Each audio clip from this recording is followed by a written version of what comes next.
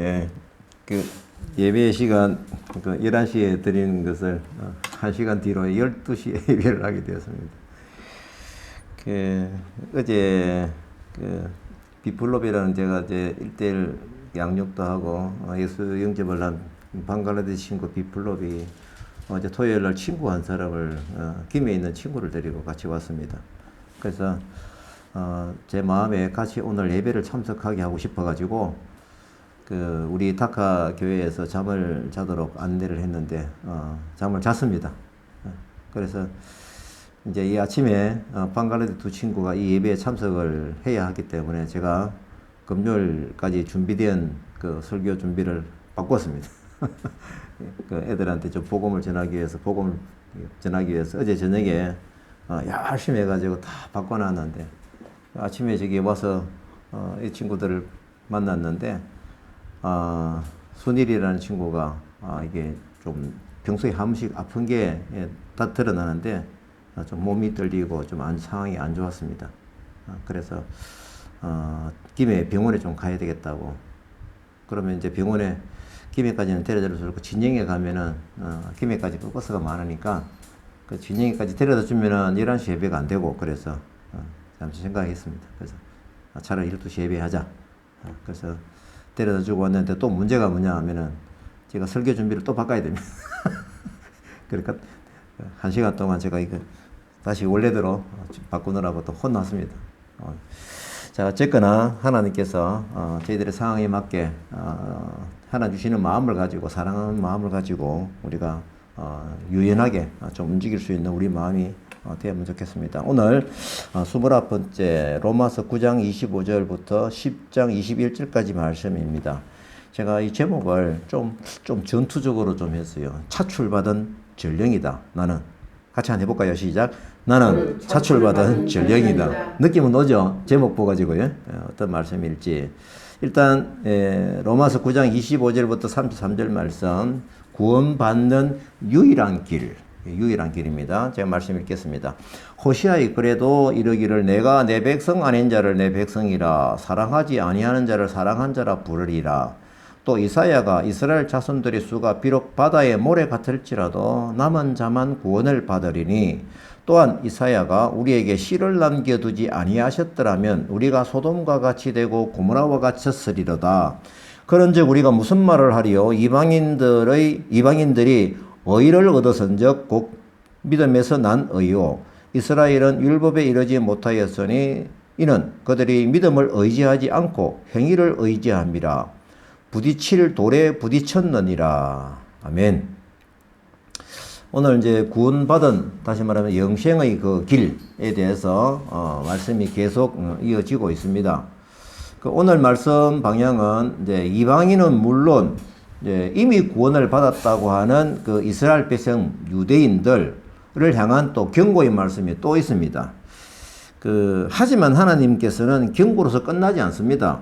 항상 그 경고 이전에 이들이 다시 돌아오기를 간절히 기다리시는 하나님의 사랑이 늘 우리들에게 기록으로 남겨주고 있습니다.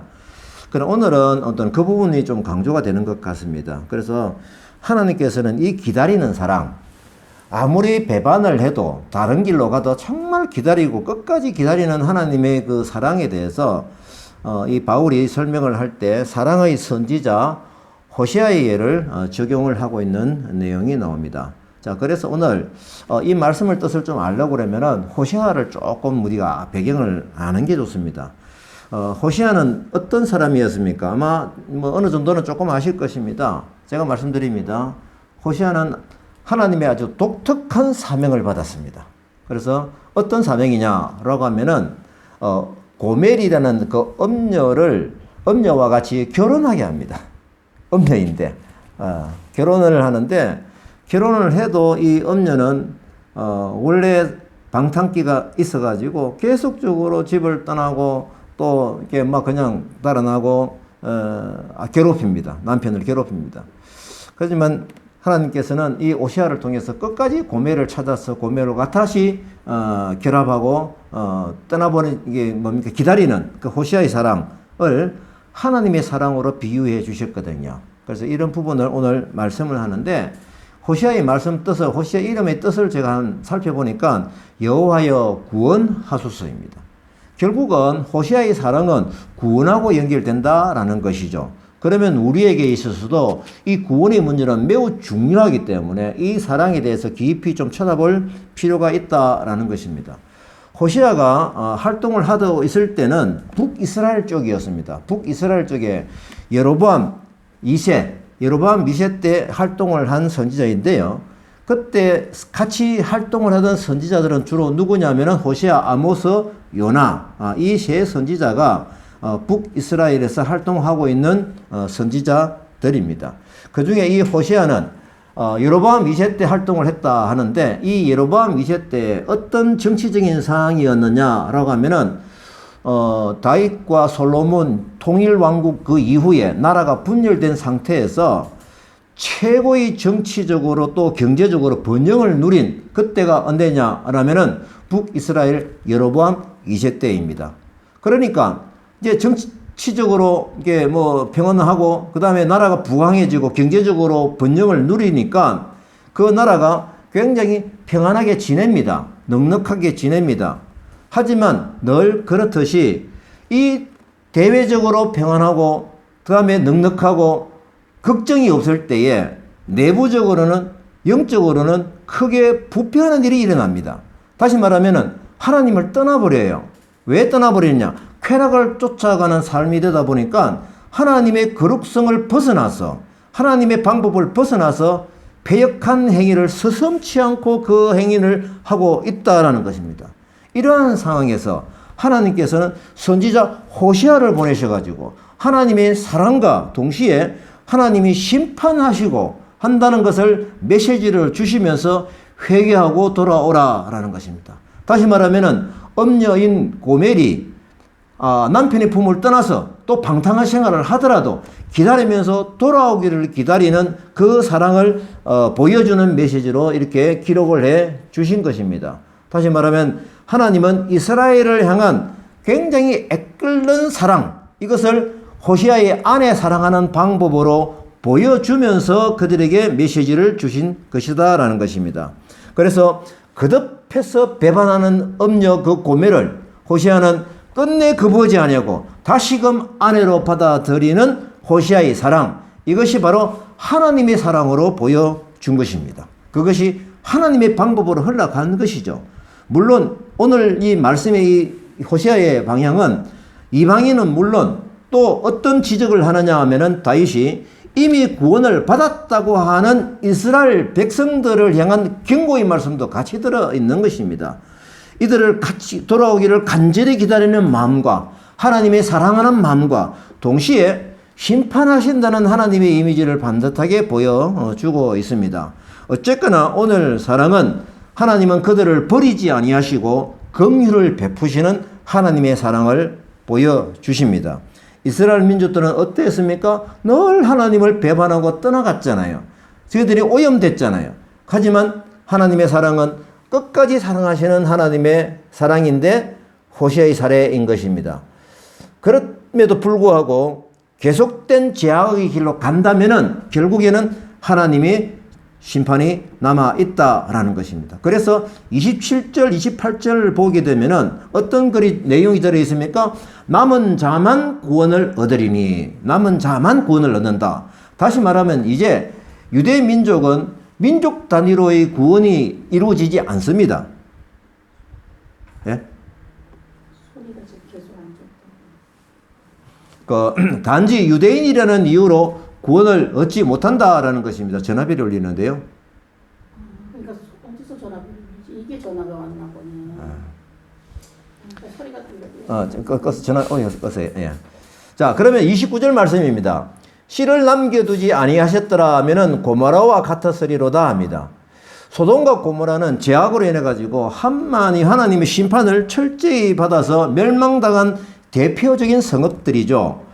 본절에서는 유대인의 멸망을 소돔과 고모라의 멸망에 비유한 것입니다. 다시 말하면 유대인의 완악함으로 인해 가지고 심판을 반드시 받게 되는 경고를 주신 것이죠.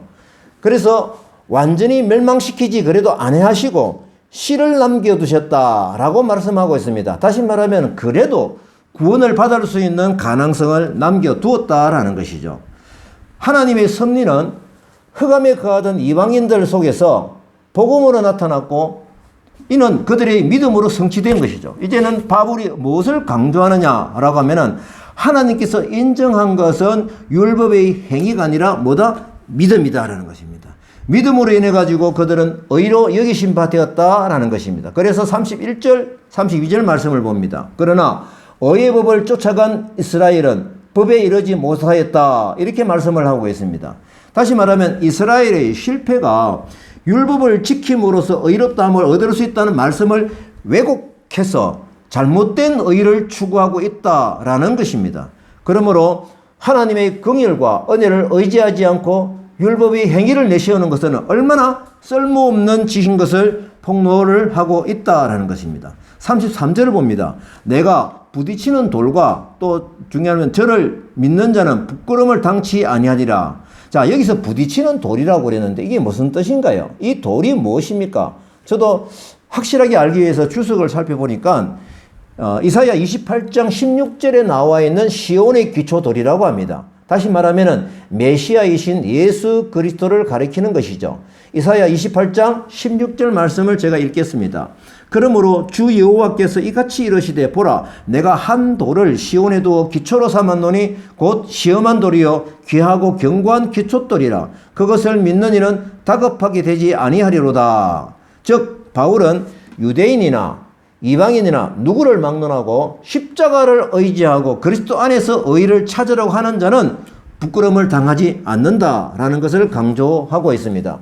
믿음 안에서 복음에 순종하는 자는 피난처이신 시온의 반석이신 예수 그리스도에 의해서 구원을 얻게 될 것이다 라는 것입니다. 자, 이제 우리가 우리 믿음을 한번 살펴보십시다. 이미 여러분들은 구원의 대일에 들어있다는 믿음이 있습니다. 아멘이죠? 있습니다. 하지만 오늘 지적하는 사람, 이스라엘 사람처럼은 되지 말자라는 것입니다. 믿음은요, 생명이기 때문에 언제든지 소멸될 수가 있습니다. 늘 하나님과의 관계가 역동적으로 움직이지 아니하면은 믿음은 소멸됩니다. 그래서 이전에 내가 했던 믿음의 실적, 믿음의 어떤 그 고백, 그거 하나만 창고에 집어넣고 믿음 생활을 한다 그러면은, 하나님께서는 이 믿음의 부분이 행위로서 당하는 믿음의 의를 잊고자 하는 그런 거하고 똑같기 때문에 하나님은 그 믿음을 받아들이지 않을 것입니다. 그래서 오늘 말씀하시는 이 믿음을 유심히 보고 우리가 하나님의 의에, 하나님이 저희들이 예수 그리스도를 통해서 의에 이르게 하는 그 길을 반듯하게 따라가고 싶은 것입니다. 그래서 이제 로마서 10장 1절부터 13절 말씀을 봅니다. 이 말씀의 핵심인 것을 제가 주제를 잡았습니다. 마음으로 믿어 의에 이르고 입으로 시인하여 구원에 이르느니라입니다. 제가 성경 말씀 읽겠습니다. 형제들아 내 마음에 원하는 구하는 바는 이스라엘을 위함이니 곧 그들로 구원을 받게 함이라. 내가 증언하노니 그들이 하나님께 열심히 있으나 하나님의 의를 모르고 자기 의를 세우려고 힘써 하나님의 의에 복종하지 아니하였느니라. 그리스도는 모든 믿는 자에게 의를 이루기 위하여 율법의 마침이 되시니라. 모세가 기록하되 율법으로 말미암는 의를 행하는 사람은 그 의로 살리라 하였거니와 믿음으로 말미암는 의는 이같이 말하되 내 마음에 누가 하늘에 올라가겠느냐 하지 말라 하니 올라가겠느냐 하면 그리스도를 모셔 내리는 것이요 혹은 누가 무저갱에 내려가겠느냐 하지 말라 하니 내려가겠냐 하면 그리스도를 죽은 자 가운데서 모셔 올리려는 것이라. 그러면 무엇을 말하느냐? 말씀이 내게 가까워 내 입에 있으며 내 마음에 있다 하였으니 곧 우리가 전파하는 믿음의 말씀이라. 네가 만일 내 입으로 예수를 주로 시인하며 또 하나님께서 그를 죽은 자 가운데서 살리신 것을 내 마음에 믿으면 구원을 받으리라. 사람이 마음으로 믿어 의에 이르고 입으로 시인하여 구원에 이르느니라. 성경에 이르되 누구든지 그를 믿는 자는 부끄러움을 당하지 아니하리라 하니 누구든지 주의 이름을 부르는 자는 구원을 받으리라. 아멘. 자, 이제 1절 말씀을 보게 되면은 이 바울이 이스라엘 민족을 향한 안타까운 신경을 좀 볼 수가 있습니다. 그래서 하나님의 사랑의 전이가 이 바울이 사랑을 하는 마음으로 각 살펴볼 수가 있는데요. 안타까운 그 이유가 2절, 3절입니다. 내용이 뭡니까? 유대인은 하나님께 열심은 있어요. 하지만 올바른 신앙으로서의 열심이 아닌 것이라는 겁니다. 우리에게도 이런 모습이 있을 수가 있습니다. 하나님의 의를 모르고 자기 의를 세우려고 하다 보니까 하나님의 의에 복종하지 아니한다라는 것입니다. 어떻게 보면은 하나님의 의에 복종하는 것처럼 보이는데 결국은 자기 영광을 드러내고 자기 의를 드러내는 그런 잘못된 열심을 지적하고 있는 것입니다. 자, 그들은 율법을 받았죠. 또 할례를 행하고 있기 때문에 당연히 구원을 받았다라고 하는 잘못된 믿음이 있다라는 것입니다. 이것은 로마서 지금까지 공부하면서 많은 지적이 있었던 것이죠. 그래서 이 말씀에 따라서 우리는 이 믿음은, 우리의 믿음은 세술은 세 부대에 넣어야 한다라는 것입니다. 이제는 예수 그리스도의 시대가 되었고 예수 그리스도의 십자가의 공로로 인해 가지고 우리가 칭의를 받고 의롭고 구원받는데 이것이 바로 뭐냐면 세술의 세 부대의 세술을 이어야 한다는 것입니다. 다시 말하면 새로운 믿음의 시대가 열린 것을 이 유대인들은 받아들이지 못한 것을 바울이 안타깝게 지적을 하고 있는 것입니다. 그들은 완고한 마음이 있었습니다. 그들은 고집이 있었습니다. 오히려 우매하게도 하나님을 바르게 하는 지식을 가로막게 했습니다. 오히려 그들이 가지고 있는 율법에 가지고 있는 그 자기 이 만족 자존감이 오히려 하나님으로 가는 의를 막았다라는 것입니다. 그러니까 이것은 오히려 하나님에 대한 열심은 어디까지나 하나님에 대한 바른 지식을 바탕으로 해야 이 열심이 반듯하게 서는 것입니다. 다시 말하면 정확한 말씀의 원리 위에 선 열심이어야 한다는 것입니다. 분명히 들리는 말씀이 있습니다. 우리도 이미 신자고 어떻게 보면은 유대인 격입니다. 그래서 오늘 이 말씀에 우리가 정말 조심을 하고 긴장 있게 말씀을 드려야 하는 것입니다. 이 구원의 진리를 우리가 정확하게 알고 믿고 있는가라는 겁니다. 혹 내가 잘못 알고 있지 않은가? 이전부터 쭉 내가 배워왔던 건데 뭐 다를 게 뭐 있어? 뭐가 잘못되어서 혹시 이러지는 않냐라는 것입니다. 세술은 세부대에 넣어야 하는 그 결단을 우리는 해야 됩니다. 왜냐면요, 우리는 반드시 천국에 가야 되기 때문에 그렇습니다. 이제 4절부터 상세한 기록이 되어 있거든요. 4절부터 7절까지 봅니다. 율법이 마침이 되었다라는 말씀이 있습니다. 이게 무슨 뜻입니까? 율법이 마침이 되었다. 율법에서 예언된 대로 오늘의 주인이신 예수 그리스도의 새로운 구원의 법이 선포되었다라는 겁니다. 그러니까 새로운 법이 선포되었으니까 율법이 마침이 되었다라는 것입니다. 그래서 우리는 예수님의 의로 새롭게 살아나는 그 길을 가야 된다라는 것입니다. 예수 그리스도에 의해서 우리가 의로운 삶, 다시 말하면 이 의를 이루는 것이 유일한 길인 것입니다. 우리 구원의 메시지는 모든 믿는 자에게 흘러가야 됩니다.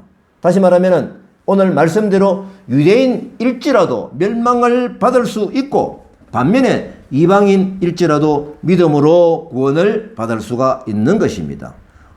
다시 말하면 출발 지점이 똑같이 시작이 되는 것이죠. 이것은 의인은 율법으로나 인간의 행위로 얻어지는 것이 아니라 십자가의 공로로 값없이 얻게 되는 것인데 이러한 칭의의 진리를 유대인들은 끝까지 깨닫지 못한 것이다 라는 겁니다. 그래서 8절 말씀 봅니다. 말씀이 너에게 가까워 내 입에 있으며 내 마음에 있다 하시면 이 말씀입니다. 다시 말하면 말씀이신 예수 그리스도의 새로운 신시대가 열렸는데 그리스도를 믿는 사람들의 마음에 그리스도의 영이 와 계신다는 그런 의미인 것이죠. 이렇게 말씀이신 예수 그리스도의 영이 내게 있으면 나는 어떤 반응이 일어날까요? 이 말씀을 나누고 싶은 마음이 자연스럽게 있는 것이 나의 정상적인 반응이라는 것입니다. 그래서 말씀에 임한 믿음의 정상적인 반응은 어디까지 가야 된다? 전파하는 데까지 가야 된다라는 것이죠. 어떻게 보면 이것이 온전한 믿음이라는 것입니다. 그래서 8절 하에 이 말씀을 하시는 거죠. 봅니다. 우리가 전파하는 믿음의 말씀이니라. 이 믿음의 말씀은 전파하는 말씀으로 포장이 되는 것입니다. 그래서 우리의 믿음은 정상적인 반응은 말씀을 전파하는 데 있습니다. 다시 말하면 이 말씀이 내 마음에만 머무르 있으면 안 되는, 아니 그럴 수가 없는 것이죠. 전파하는 데까지 가야 이 생명의 말씀이 온전해진다라는 것입니다. 자, 좀 더 명확하게 오늘 말씀을 받아들입니다. 말씀을 전파해야 예수 그리스도를 시인하고 있음이 증거가 된다라는 것입니다. 그래서 9절 10절 말씀을 하시는 것이죠. 한번 봅니다. 마음에 믿는 것과 입으로 시인하는 것은 불가분리의 관계입니다. 동전의 앞면과 뒷면인 것이죠. 10절에 봅니다. 우리 이 말씀은 정말 제가 중요하게 생각하는 말씀이고 외우고 있는 말씀인데 같이 한번 외워보십시다. 시작. 사람이 마음으로 믿어 의에 이르고 입으로 시인하여 구원에 이르느니라. 여기에서 우리가 믿고 시인함으로 구원의 열매를 맺는다라는 것입니다. 이 부분을 쉽게 보지 마십시오. 우리가 믿으면 구원받는다 이 말을 너무 많이 배워왔고 너무 우리가 성경에 현재 집중돼서 교육을 받아왔기 때문에 이 믿음이라는 부분을 내 마음속에 그냥 가지고 있는 것만으로도 그냥 되는 것으로 알고 있습니다. 중요한 것은 마음으로 믿어 오케이 칭의 의에 이르는데 입으로 시인한다는 것이 뭡니까? 그래서 구원에 이른다니까 우리는 반드시 구원을 받아야 되잖아요.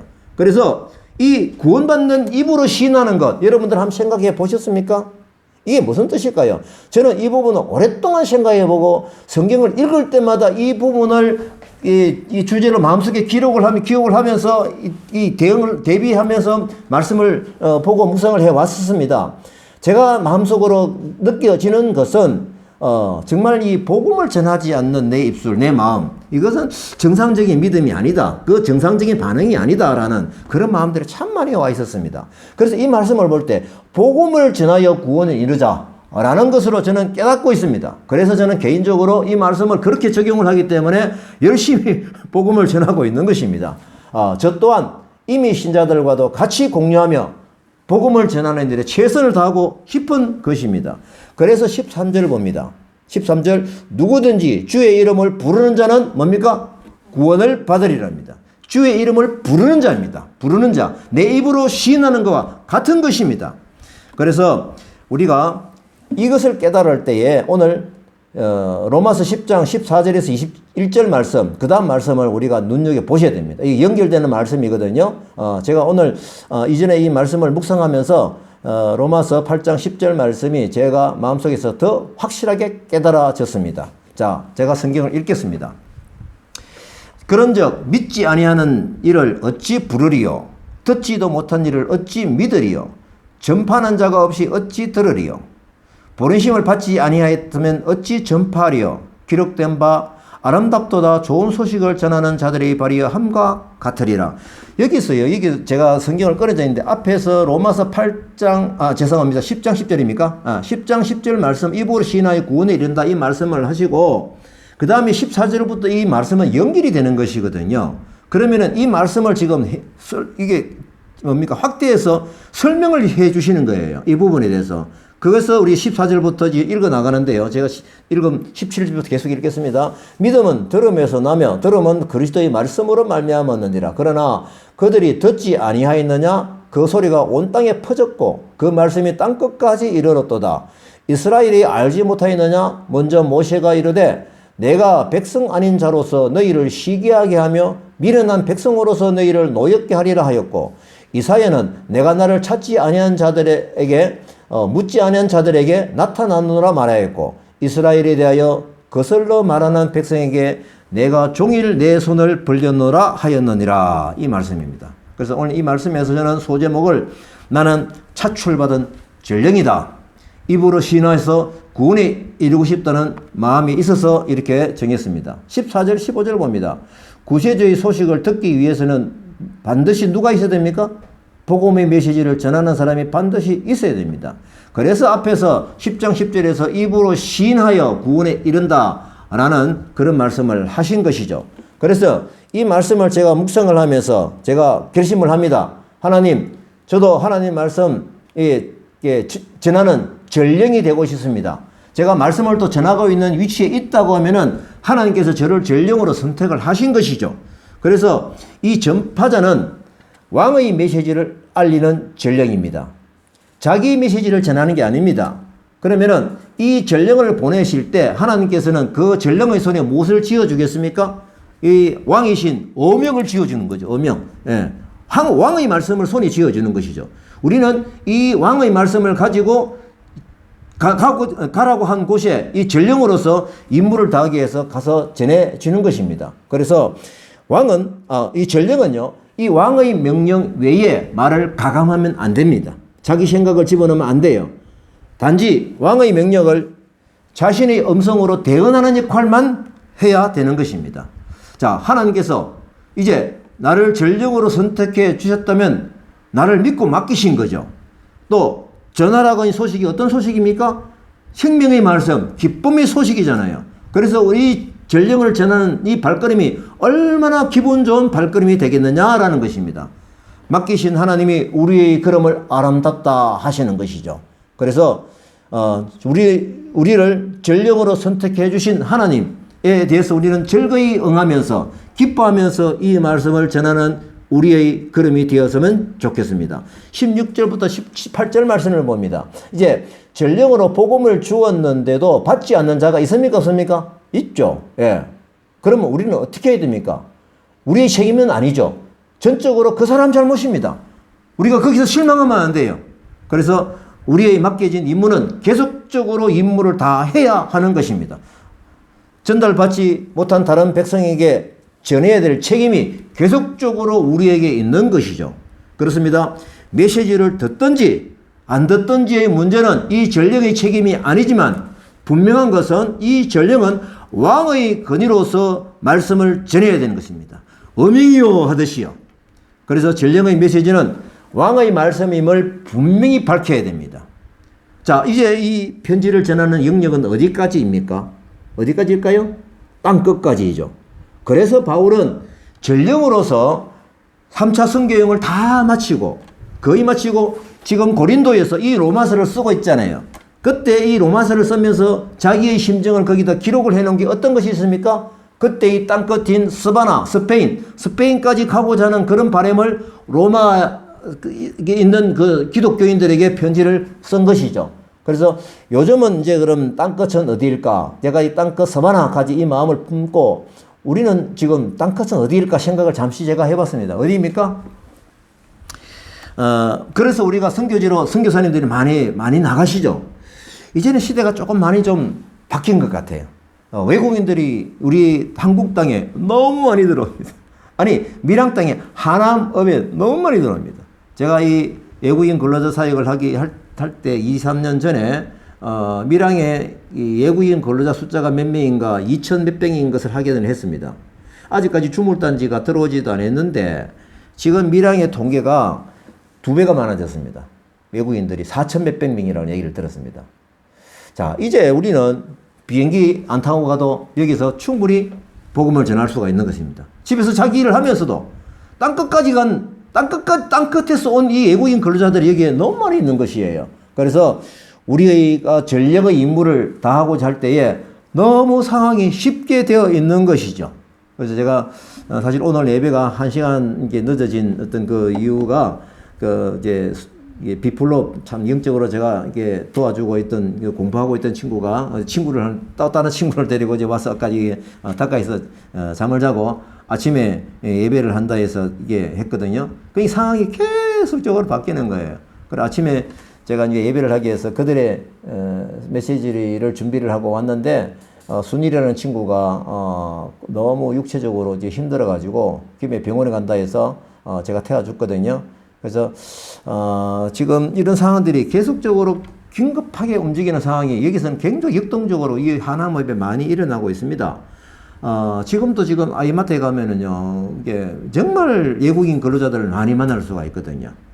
그래서 이것을 어떻게 우리가 이 복음적으로 전할까라는 어떤 그 하나님 주시는 마음대로 우리가 순종하면서 가거든요. 그래서 저는 제 마음에는 정말 하나님 말씀을 전할 한 나라 책임질 한 2명씩 정말 일개조로 해가지고 전령을 좀 하나님께서 이렇게 좀 배치를 해주시면은 이들과 함께 많은 한 나라씩 책임을 지면서 복음을 전하고 싶은 마음이 참 있습니다.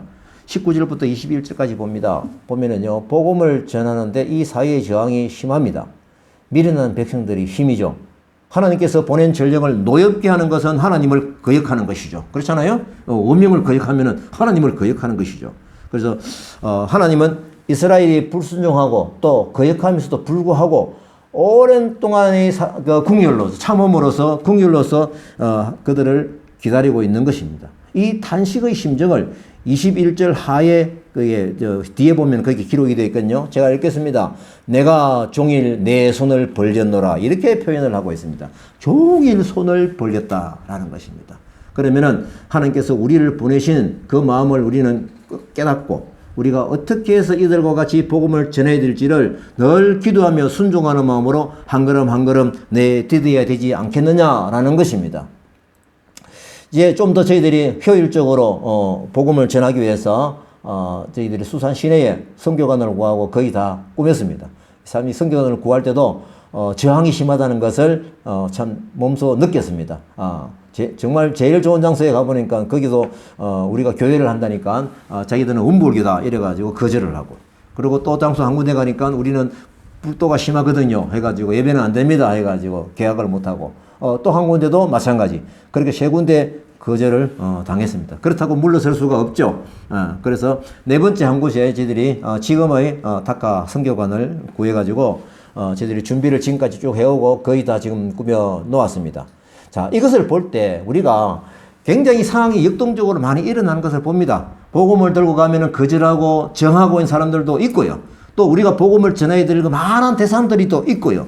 하나님께서는 손을 벌려서 그들을 기다리고 계시는 하나님이 마음을 품고 이들에게 복음을 전하는 이런 삶이 하나님은 아름다운 그림이다 라고 인정을 해 주시는 것이죠. 그래서 우리가 이제 제일 마지막에 이사야 52장 7절 말씀을 같이 읽고 오늘 말씀을 마무리하도록 하겠습니다. 우리가 복음을 전하는 이 그림을 하나님께서는 어떻게 보고 계신가 라는 것입니다.